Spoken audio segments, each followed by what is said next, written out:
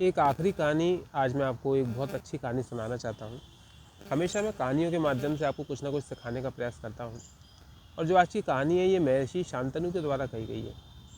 और ये जो कहानी है ये आपको लोगों को समझने में और जीवन को समझने में बड़ा महत्व देगी। कहानी महर्षि शांतनु एक दिन पेड़ के नीचे अपने शिष्यों के पास बैठे हुए थे और अचानक से एक शिष्य उनके बीच में उठ के कहता है कि हे गुरुदेव, मेरे मन में बड़ा गहरा सवाल है, मैं बड़ा परेशान हूँ। आजकल मन बड़ा चिंतित रहता है, मेरे को नकारात्मक विचार आते हैं, मैं 24 घंटे परेशान बना रहता हूँ। और महर्षि शांतनु के सामने जाके अपना सर झुकाता, गुरुदेव से कहता है, गुरुदेव इस नकारात्मकता से मुक्ति का कुछ उपाय बताएं। शिष्य बड़ा परेशान था। तो महर्षि शांतनु कहते हैं, चलो मैं तुम्हें एक कहानी सुनाता हूँ। तो शिष्य कहता, अवश्य गुरुजी, मुझे कहानी सुनाइए। तो महर्षि शांतनु कहानी में एक संदेश देते हैं, उसको आप समझने का प्रयास कीजिए। महर्षि शांतनु कहानी सुनाते हैं कि एक दिन क्या होता है, एक गांव में एक कानी चिड़िया होती है। एक आँख से अंधी चिड़िया होती है। क्या होता है, सारा गांव उसको कानी चिड़िया कहना चालू कर देता है। वो जो कानी चिड़िया होती है, वो कानी चिड़िया इस बात को लेकर बड़े गुस्से में आ जाती है कि यार, उसको लोग बचपन से वो कानी थी, एक आँख से उसको दिखता नहीं था, हर रोज़ लोग उसको चढ़ाते थे। उसके मन में उस बात को लेकर एक बहुत गहरी हीन भावना पैदा हो गई। और जो व्यक्ति हीन भावना का शिकार होता है, आप जानते हैं वो क्या करता है, वो ज़्यादातर बदला लेने की कोशिश करता है। वो ये कोशिश करता है कि जैसा मैं हूँ वैसी दुनिया हो जाए। अब वो चिड़िया आँख से तो कानी थी, लेकिन उसको ये पता था कि कैसे आगे बढ़ना है। उस चिड़िया ने राजनीति ज्वाइन कर ली।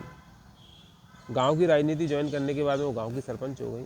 गांव की सरपंच होने के बाद में वो कानी चिड़िया पूरे देश की शक्तिशाली राजनेता और सत्ताधारी हो गई। उसके हाथ में सारी सत्ता आ गई।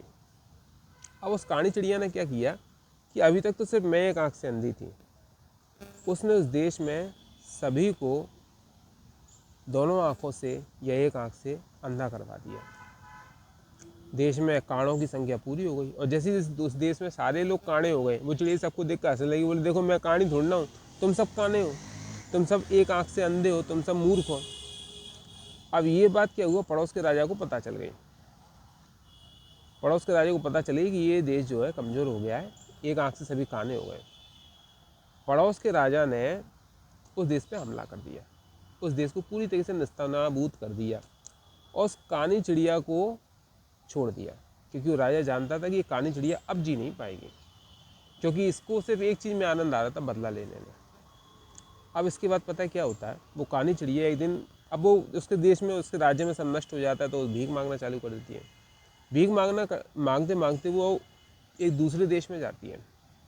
दूसरे देश में जाती है और वहाँ पे जाते हुए भीख मांगती है।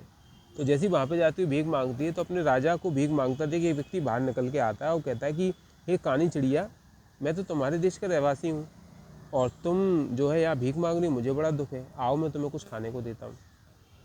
उसने कानी चिड़िया को खाने को दिया, रहने को स्थान दिया। कानी चिड़िया कानी थी, वो तो अभी भी एक आँख से अंधी थी। क्या हुआ, इसके बाद में जो कानी चिड़िया थी ना, वो उसके पास गई और उससे कहती है कि तुम कैसे बच गए, मैं तो सबको एक आँख से अंधा कराया था, तुम कैसे बच गए। तो वो कहता है कि जैसे मुझे पता चला कि एक आँख से काने होने वाले, मैं उस देश से छुपकर भाग के निकले आया था, लेकिन मुझे इस बात का, मैं देशभक्त हूँ, मुझे इस बात का बड़ा दुख है कि आपके साथ ऐसा हुआ।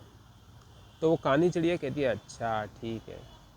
और उसके बाद पता है क्या होता है, एक दिन रात को वो जो कानी चिड़िया थी, वो उस चिड़िया को जो दूसरे गाँव में भाग गई थी, उसकी दोनों आँखें फोड़ देती है और फिर अपने बाहर आके निकल के कहती है कि देखो वाह, मैंने अपने देश के आज सारे लोगों को एक आँख से अंधा कर दिया।